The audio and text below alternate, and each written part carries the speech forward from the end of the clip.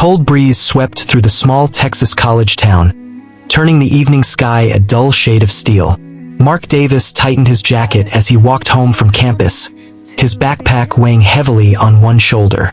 At just 23, he felt older than his years, burdened by law school, a low-paying campus job, and the mountain of medical bills left behind by his late father. He checked his phone. Another message from the hospital about overdue payments. Another reminder he couldn't escape. Just then, the phone vibrated again. "Mark Davis," he answered, trying to sound composed. A refined, authoritative female voice replied, "Mr. Davis, this is Eleanor Brooks. I need a word with you. It concerns your financial situation." Mark frowned and paused mid-step. "I'm sorry, who?" "You'll understand soon enough," she said smoothly. "Meet me at Brooks Bistro. 7 o'clock. Don't be late." The call ended before he could question her. Confused and uneasy, Mark still found himself heading to the restaurant. Rain clung to his clothes by the time he stepped inside. Soft jazz played in the background, and the place smelled of roasted coffee and expensive perfume. At a corner table sat a striking older woman. Silver hair swept elegantly to the side, a tailored suit that whispered wealth, and eyes that studied him like she already knew his secrets. "Mr. Davis," she said, gesturing to the seat across from her. "Seat." Mark obeyed, tense. "Who are you? How do you know about my debts?" Eleanor smiled faintly. "I know you're drowning. I know your mother isn't well. And I know you're desperate for a way out." She set down her teacup. "I'm here to offer you exactly that." Mark leaned back, confused. "What kind of offer?" "A marriage," she said calmly. The word felt like it punched the air out of his lungs. "A marriage? To you?" "Yes, I'll erase every debt tied to your name. Your mother's treatments, your sister's tuition, everything. In return, you will become my husband." Her voice never wavered. "This is not about romance. It is an arrangement." "But you don't even know me," he protested softly. "That's precisely why you qualify," she replied. "You're young, unentangled, and in need. And I want someone who can stand beside me, nothing more." Mark stared at her, bewildered. "This is insane. Why me? Why now?" Something flickered in her eyes. Not sadness, but the memory of old wounds. "I've spent a lifetime alone. I have no family left. I want companionship, or at least the image of it." The conversation ended with no resolution, but the weight of her proposal followed him home.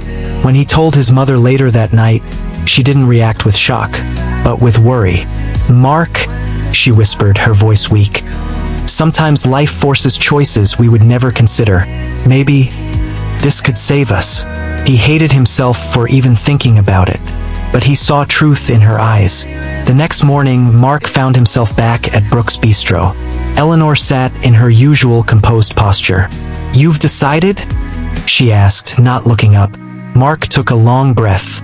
"I'll do it." Her lips curled into a satisfied smile. "Excellent. Arrangements begin today."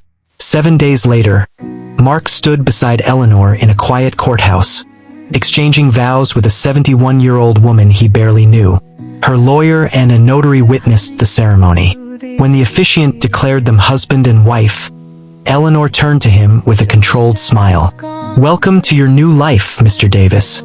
Rain was falling again when they reached her sprawling estate, an enormous mansion with tall stone columns and silent windows that watched him like eyes.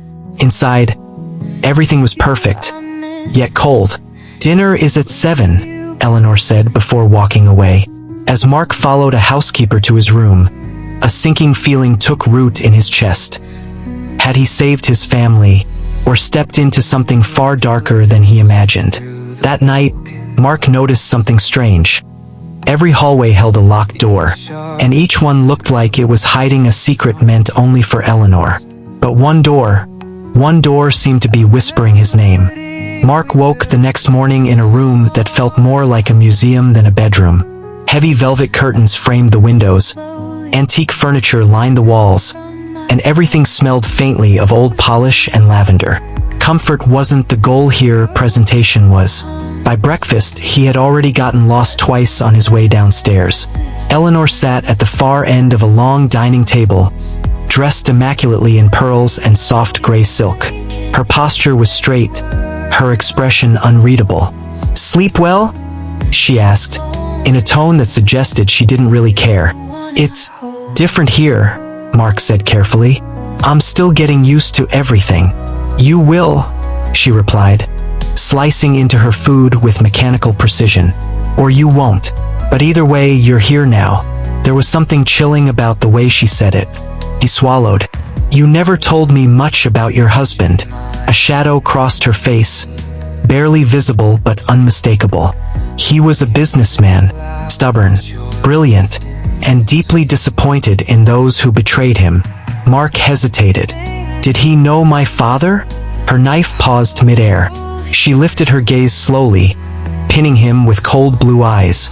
"Their paths crossed," she said. "Not pleasantly." Mark felt his stomach sink. "What does that mean?" "It means," she said, placing her silverware down with a soft clink, "that some wounds never heal. Some debts are never forgotten." The conversation ended there. Over the next few days, Mark explored more of the estate, hoping to feel less suffocated. But the deeper he wandered, the stranger things became. The staff avoided speaking to him, moving like shadows in the hallways. Whenever he entered a room, conversations stopped abruptly. One afternoon, as Mark walked past the kitchen, he overheard hushed voices. "Why him? He doesn't know. She never does anything without a purpose. Eventually, they all find out." He stepped away before they noticed him, heart pounding. They all? What did that mean? That evening, unable to sleep, Mark wandered into the library, one of the few places where the atmosphere felt less suffocating. Heavy books lined the towering shelves, and a soft golden lamp illuminated a large mahogany desk. On it sat scattered papers and a small, intricately designed key. It gleamed faintly under the lamp. He looked around. The room was empty. Mark's heart rattled in his chest as he reached for it. The key was cool, heavy, almost ancient. The kind of key that belonged to a door hiding things no one wanted found. He knew exactly where he had seen locks like this, 3 doors down the north hallway, all tightly sealed, all unervingly quiet. Mark hesitated. Was he really about to do this? He slipped the key into his pocket. Later that night, he lay in bed staring at the ceiling. Rain tapped softly against the windows. His mind raced with questions he didn't want to ask himself. Why had Eleanor really chosen him? Why had the staff said they all find out? What was behind those locked doors? And more importantly, what did Eleanor know about his father? He got up quietly, careful not to alert the night staff. The corridor outside his room was dark, illuminated only by the moonlight slipping through tall windows. The key felt like burning metal in his pocket. He followed the long hallway until he reached the door, the one that always made the hairs on his neck rise. The carved wooden surface looked older than the rest of the house. Its brass handle glowed faintly as if touched by the moon. Mark listened, silence. He slid the key into the lock. A soft click echoed down the hallway, louder than thunder in the quiet night. For a second, he froze. Then he pushed the door open. The room smelled of dust and forgotten years. Old furniture sat beneath white sheets. Faded wallpaper peeled at the corners. On a table stood framed photographs. Eleanor, decades younger, smiling beside a man who must have been her late husband. Next to them was another couple Mark didn't recognize. But what made his breath hitch wasn't the pictures. It was the stack of documents on the desk.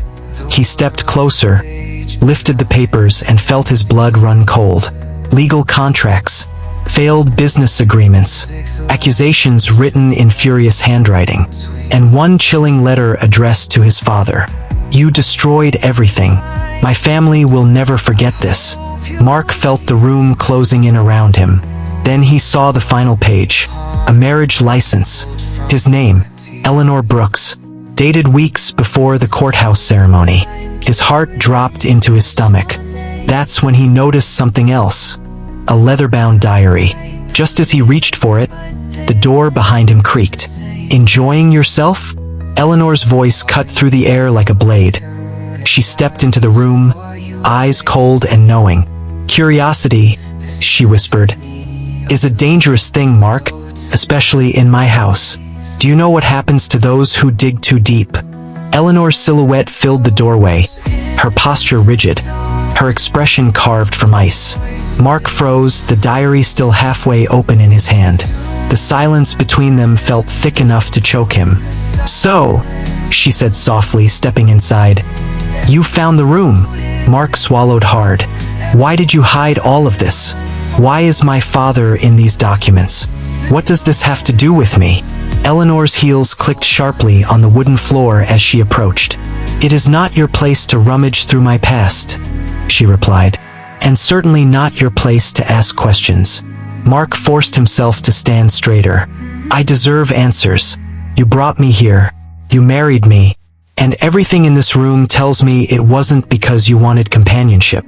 A ghost of a smile touched her lips, cold, humorless. "Companionship? Don't flatter yourself, Mark. You're convenient." His pulse pounded in his ears. "This is about my father, isn't it? You're doing this because of something he did." Her expression hardened instantly, as if he had touched a raw nerve. "Your father ruined my life," she whispered. "Ruined everything. My husband died trying to fix the mess he created. Do you have any idea what that kind of betrayal does to a person?" Mark felt the weight of her words, but anger still surged inside him. "That wasn't my fault. I had nothing to do with whatever happened between them." She stepped closer until he could see the fury burning in her eyes. "Children always carry the weight of their parents' sins, whether they want to or not." Mark shook his head. "You're wrong. Whatever pain you went through, taking it out on me isn't justice. It's cruelty." Something flickered in her gaze. Pain? Resentment? But it vanished as quickly as it appeared. "You should leave this room," she said coldly, "and you will forget what you saw, if you know what's good for you." With that, she turned and walked out, the door slamming behind her. That night, Mark lay awake, the key beside him on the nightstand like a threat. Every word Eleanor had spoken replayed in his head. Children carry the weight of their parents' sins. You will forget what you saw. You're convenient. He felt trapped, caught between a past he didn't understand and a woman who seemed determined to bury him in it. By morning, he knew he couldn't stay silent. Downstairs, he found Mr. Harris, the head butler, an older man with gentle eyes that seemed to hold a lifetime of secrets. "Mr. Harris," Mark said quietly, "I need your help, please." The butler sighed, as if he had been expecting this moment. "What do you want to know?" "Everything," Mark said. "Why me? What really happened between Eleanor and my father? And what is she planning?" Mr. Harris looked around the empty hallway before speaking. "You're not the first young man drawn into her orbit," he said. "She is intelligent, yes. Powerful, yes. But her grief, it twisted something inside her. She sees ghosts where there are none." Mark felt a chill climb his spine. "And my father? What did she mean when she said he destroyed her life?" Mr. Harris hesitated. "There was a business deal. Your father and her husband invested together. It went terribly wrong. The Brooks family lost nearly everything. And shortly after, her husband passed away. So she blames my family for everything," Mark murmured. "She never let go of it," Mr. Harris replied. "Not for a single day." Mark exhaled shakily. "But what does she want from me?" "To make sure the Brooks legacy ends on her terms," the butler said. "No matter the cost." A knot of fear tightened in Mark's chest. "Why didn't you warn me?" Mr. Harris's voice cracked slightly. "Because some of us are trapped too, Mark. And we don't get to walk away." Determined to protect himself and his family, Mark knew he needed more than whispers and half-truths. He reached out to Peter, his best friend from law school, asking him to meet discreetly in town. In a dim cafe far from the Brooks estate, Mark unfolded the information he had gathered. Peter's eyes widened. "Mark, this isn't just emotional manipulation. Some of these contracts, these letters, This is evidence. If she coerced you into marriage under false pretenses, you might be able to challenge everything legally. But she's powerful, Mark whispered, and dangerous. And that, Peter said firmly, is exactly why we need to act fast. Mark left the cafe with a plan forming. A desperate, fragile plan. But when he returned to the estate that evening, Eleanor was waiting for him in the sitting room, her arms folded, her expression darker than he had ever seen. "Mark," she said quietly, "you've been very busy today." His blood went cold. She stepped closer, her voice dropping to a whisper that felt like a blade against his throat. "Tell me, who did you go to see?"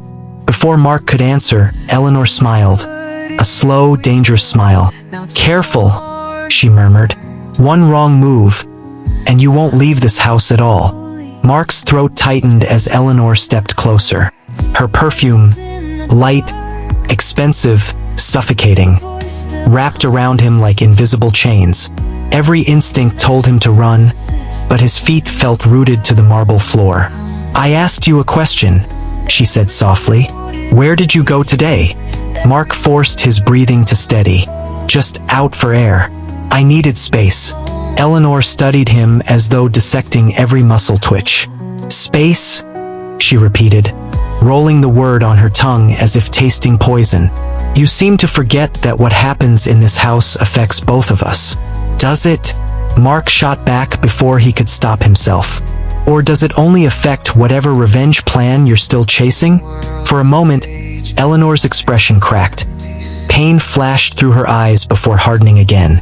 "Be very careful, Mark," she whispered. "You know nothing about what I've lost." "Maybe not," he replied. "But you also don't know the truth about my father. Maybe things weren't how you think." Her jaw clenched. "I know enough." But Mark saw it, the doubt. A tiny fracture in her carefully constructed world. She turned away abruptly. "Dinner at 7, she said. "Do not be late again." The moment she left the room, Mark hurried upstairs to his bedroom, locked the door, and pulled out the folder Peter had given him. Notes, legal loopholes, potential strategies. The truth was becoming clearer. Eleanor's grief had twisted into obsession, and obsession had turned into something dangerous. But one thing was still missing, a motive for choosing him specifically. He needed more answers. That night, after everyone had gone to their quarters, Mark crept through the dim hallways. His heart hammered as he made his way toward Eleanor's private study, the only room he hadn't searched thoroughly. The door was slightly open. Inside, moonlight spilled across the floor like silver paint. Papers were scattered across her desk, some in neat stacks, others folded hurriedly as if she had been trying to hide something. Mark stepped inside. On the desk sat an open folder labeled in bold letters. Transfer authorization. Primary beneficiary, Mark Davis. He blinked, stunned. Beneficiary?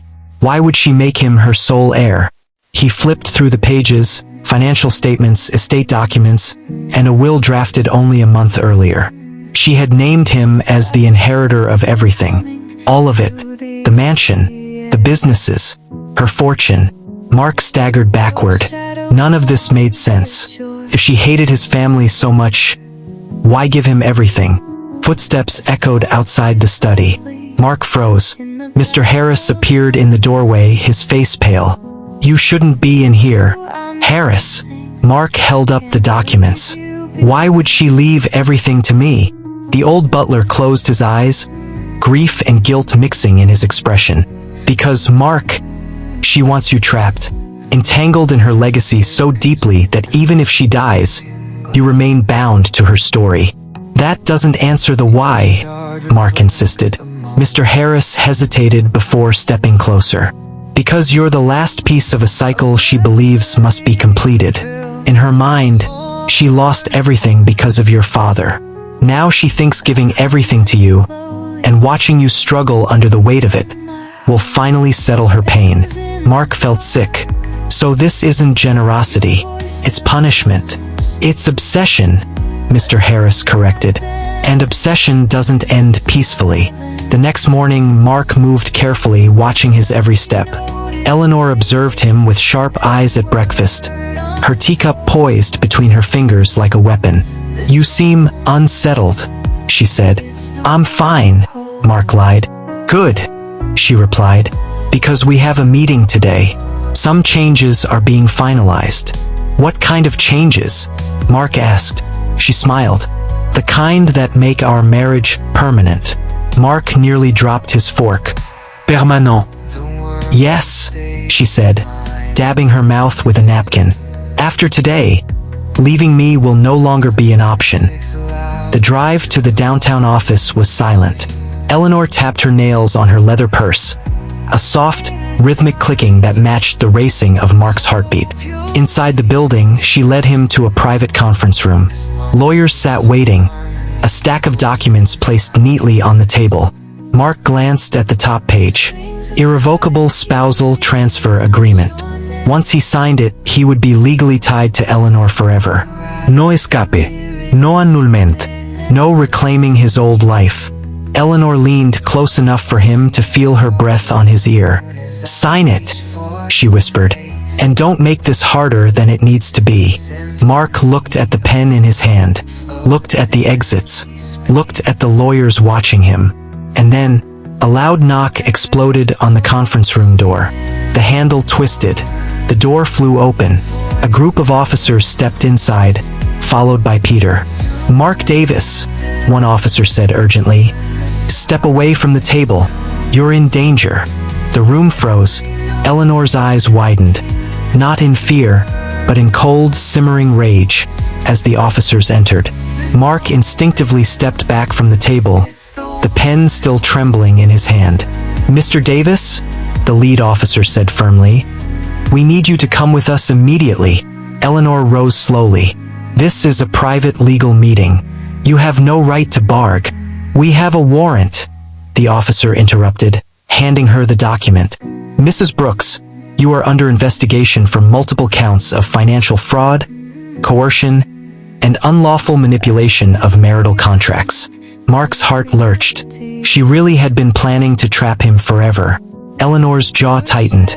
"You foolish boy," she hissed at Mark. "You brought them here?"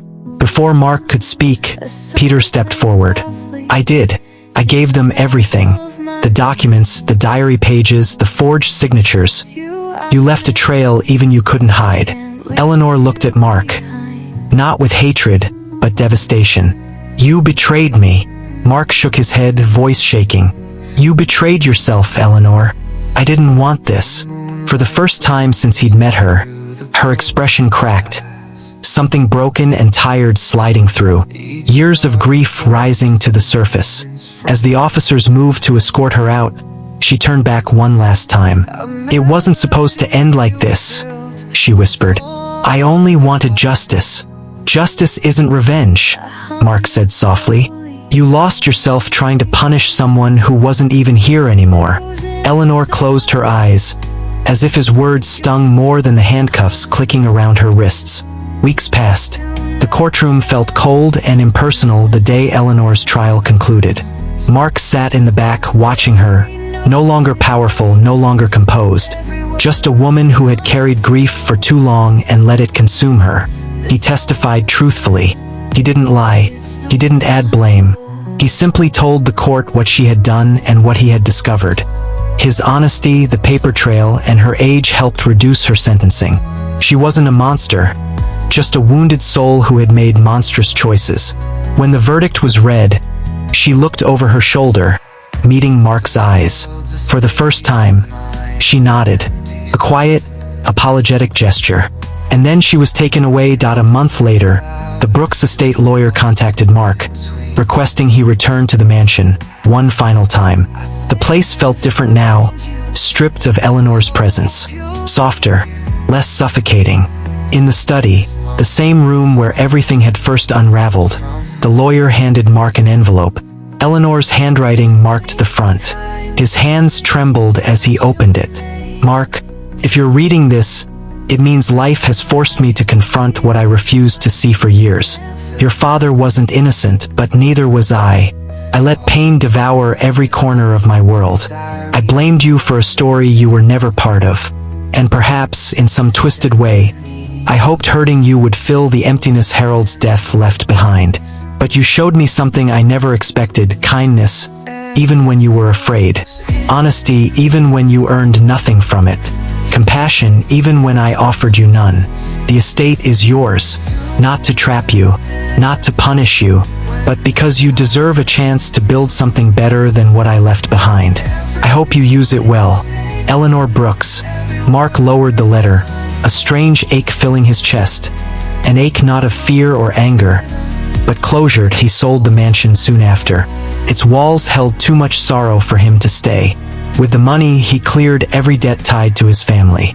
His mother finally received proper treatment. His sister returned to school, and for the first time in years, hope didn't feel like a distant dream. He used the remaining funds to establish the Harold Brooks Second Chance Scholarship, honoring the man whose life had unknowingly shaped so many others, even in tragedy. At its first award ceremony, Mark stood before a group of students whose futures would be brighter because of this new beginning. "This isn't just financial help," he said. "It's proof that cycles can end. Pain can become purpose, and forgiveness can build bridges where hate once built walls." After the ceremony, as he walked outside, a gentle breeze swept through the autumn air. The sky was clear, brighter than it had been in a long, long time. Mark reached into his pocket and touched the folded letter, not as a burden, not as a reminder of fear, but as proof that even broken stories can end with healing. He whispered softly to the wind, "Thank you, Eleanor." Then he walked forward, toward a future no longer tied to the sins of anyone's past.